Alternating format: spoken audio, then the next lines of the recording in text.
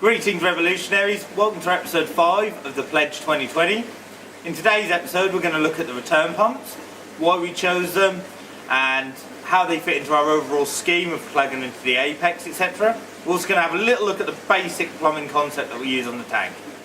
So on the Pledge 2020 we have two weirs, one situated in the back left hand side, one on the back right hand side.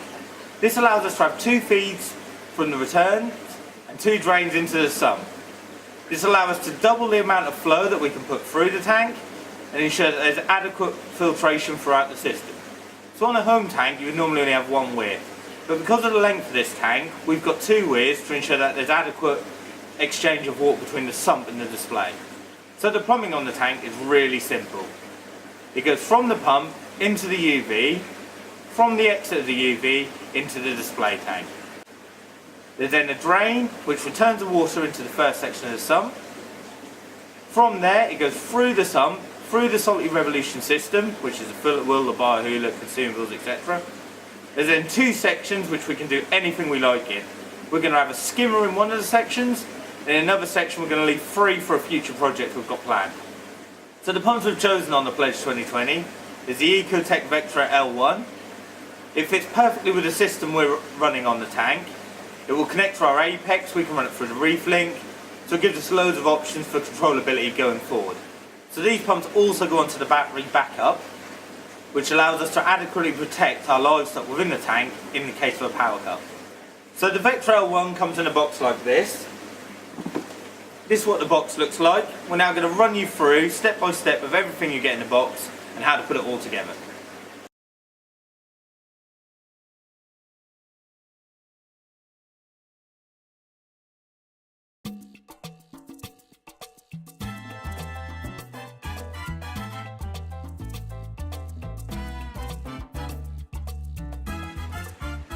So this is us unboxing the Vectra L1 pump by Ecotech Marine.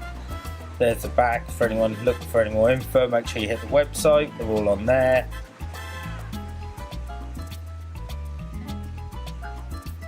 So when you first get the box, it's just a simple pop open. You get your little bracket fold and your controller, your screws, so you can mount it nicely out of the way of the sump. You then got your power lead on top, as you can see there, with your 3-pin, so there's no changing about or anything, guys.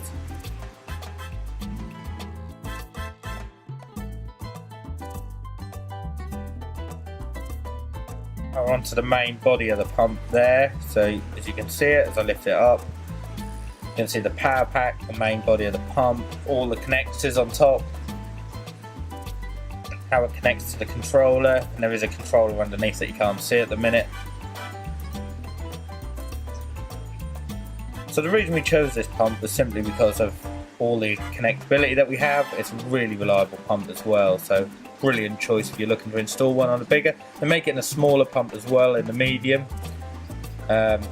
Really good. I know we are going to make a small in the future. I think it's due to come out around sort of September, October time. So you can see the pump's relatively small for the amount of power it's got. Really nice picture there. You can mount it externally as well if you want and plumb it in. Obviously we're putting it submersible. There's a controller, that's how you can manually set it if you don't have a reef link or an apex. Super simple system, we'll show you when we put it online. We're going to do a big one on it when we do come to the apex, showing you how we program it all. We might actually connect onto the reef link first, just so you can see how it connects to that, while we set the tank up and put on, just sort of run it with water in it. There's a power pack, so a really small power pack, really nice and easy to just get that out of the way. Keep it away from your water obviously, but super simple. So now we've just got the final connector just to put on top. Obviously you'd normally put your plumbing in there, which we'll do at a later date. We will show you the plumbing on the tank when we get to showing you the sump. So on the sump we're going to show you all the plumbing, we're going to put all the pumps in, and we'll do that when we actually show you us filling the tank up and showing it all running. Try and get some nice shots of the final plumbing, because obviously at the minute we still just waiting for them last few bits so we can actually show you all this video.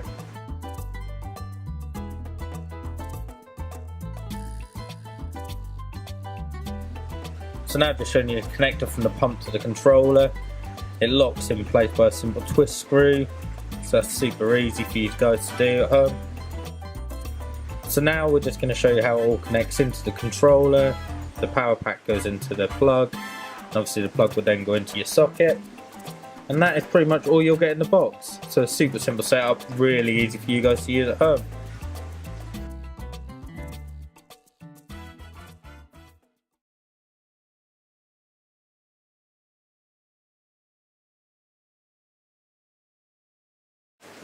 Make sure you like this video and subscribe to the channel so you don't miss any of our future updates on the pledge. If you're on Facebook, make sure you pop over there and give us a like, because we put loads of new content on there daily. So in next week's video, we're going to show you the next step towards getting the tank ready to be wet.